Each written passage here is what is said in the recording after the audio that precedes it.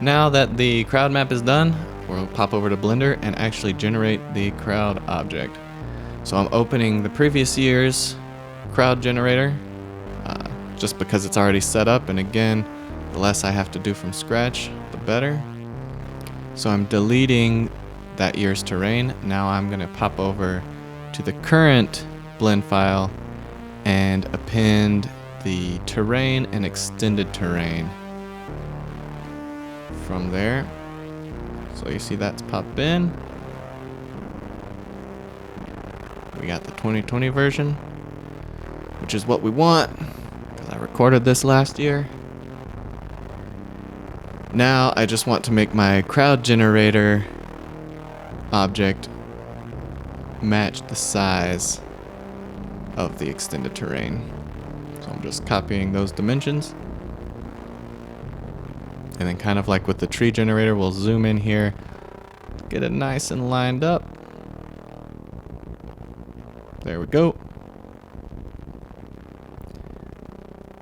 And now our crowd map should match up everything. So there's, again, previous year's crowd map is loaded in, so I need to load this year's in.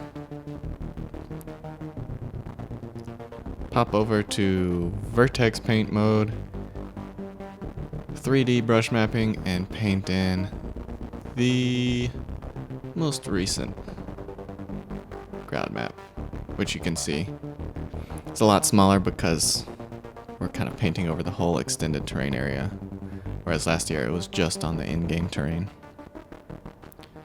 Need to load in the weight and color script, convert this to a weight map.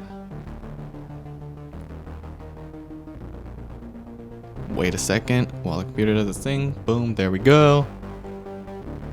Switch over to object mode. By just toggling the emission number, it updates the particle system. Also, I'm noticing that I've got last year's terrain in, so I need to update this.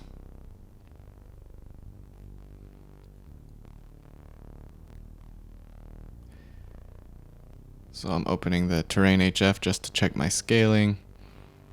This is basically how you import a terrain into Blender.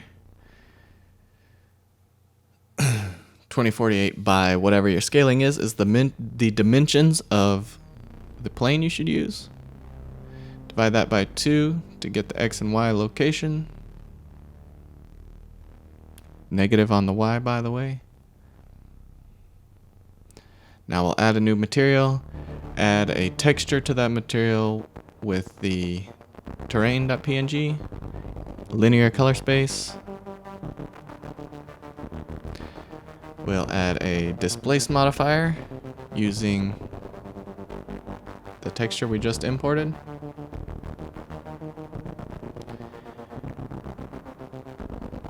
Then I'm going into my terrain HF and getting the heights. So basically max height minus the min height.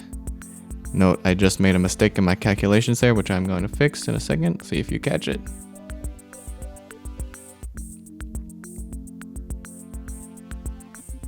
Tabbing over to the UV map and opening up the terrain displacement map. Unwrapping that. Now I need to subdivide this about 10 times.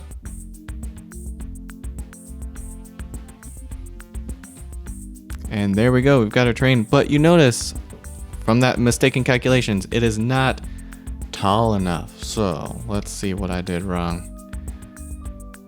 Popping over to my thing here. So I did 192 minus 60 when it should be plus, because it's negative 60 under the ground. So there we go. Now our heights look right.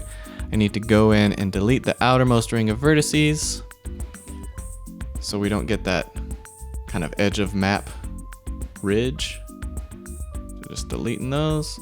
Boom, boom, boom.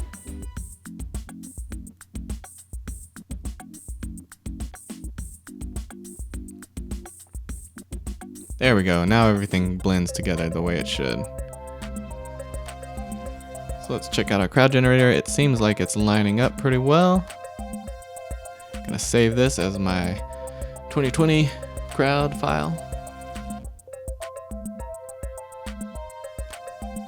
Now I convert this particle system to individual objects. Deselect the crowd generator plane itself. Now we will snap to the closest face. Hit G.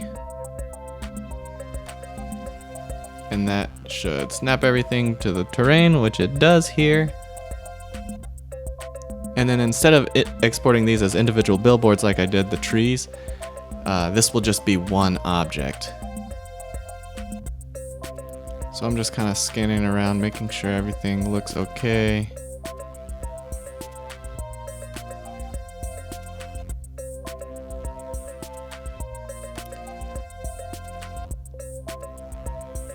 Just popping over to see my fence template, and it looks like I was feeling like some crowd right there might be a little too close to the edge of the fence, possibly overlapping.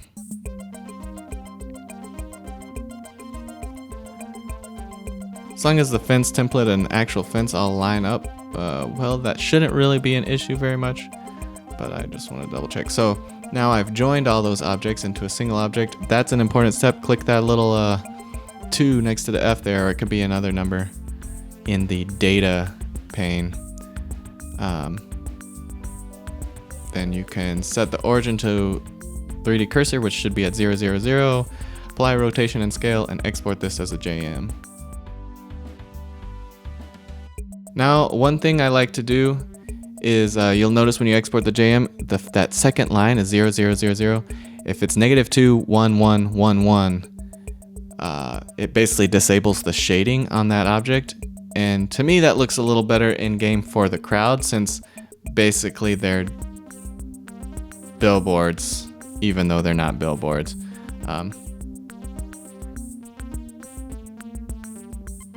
Yeah, I think since they're not actually 3D crowds, disabling the shading, personally to me, looks a little better. So now I'm making a line in the statues file for the crowd.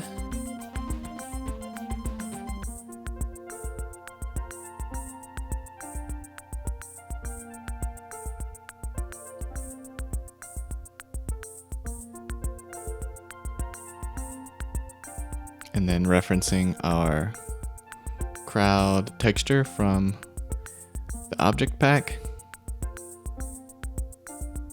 Now let's bring it up in a game and see how it looks.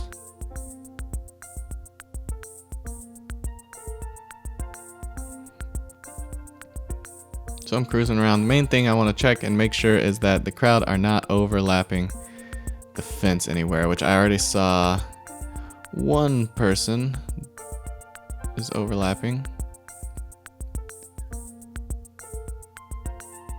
So I'll do a quick lap, make sure, or take note of anywhere else. That's just a flagger, that's not actually part of the crowd object. There's another guy on the right there who's outside of the fence. There's a dude outside of the fence. They're on the left, or kind of overlapping. And I'm noticing that the reason that we're having some of this overlap is actually because I don't think I subdivided my crowd generator enough, so the resolution isn't enough. So I'm going to just subdivide that one more time, which takes a minute because it's a lot of vertices for the computer to deal with. Switch back into vertex paint mode. Just repaint that texture on there. And you see how that already crisps up that image. It just like brings another level of resolution to it. Convert that back to a weight map.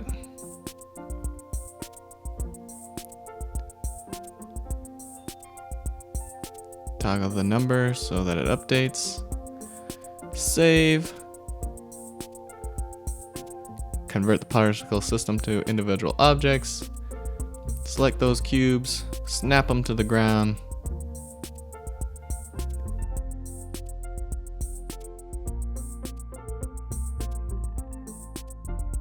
I'm just gonna trim back these crowds and areas that seemed a little sketch, as well as I noticed some extraneous crowds kind of too far from the track. This is a good opportunity if the scattering isn't perfect to go in and delete a few extras. So I'm kind of going in where it's a little too bunched up and just thinning out the crowd a little bit, especially on this back side of the track where in the reference there wasn't that many people.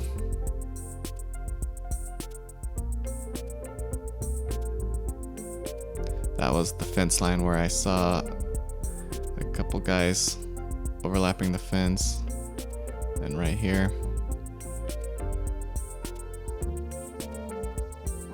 Again, it should line up a little better now that the resolution's better, but I guess I chose to be a little overly cautious rather than do this too many times. So now I'm joining it, go to the data tab, click that number, origin to 3D cursor, apply rotation and scale, and export the JM. Then I'm just popping over to make sure that that second line has the no shading numbers pasted in. Copy that over into my track folder, and let's bring it into the game again and see how it looks.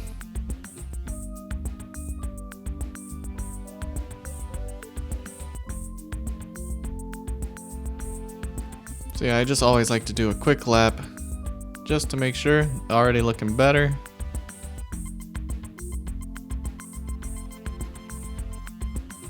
See, you've got this kind of natural variation of crowd density along the fence. People don't seem to be overlapping. They've got a nice little gap between themselves and the fence.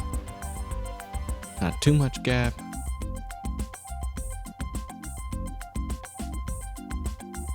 Looking good around here.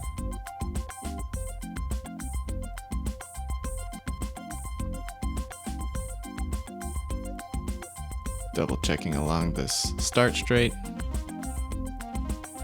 Looking good, looking good.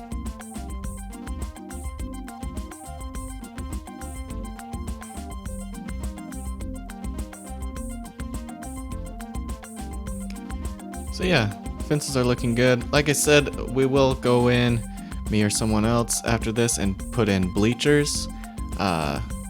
Basically the way that we do it, we have the bleacher models, and then I have crowd models that are made to fit each specific bleacher model. So we'll place the bleachers, rotate them however, and then to add the crowd to it, all you gotta do is duplicate those lines in the statues file, and on the duplicated lines, just reference the appropriate crowd objects instead, and they should be on the same coordinates and rotation and look great. So that's that for placing crowds. Good luck.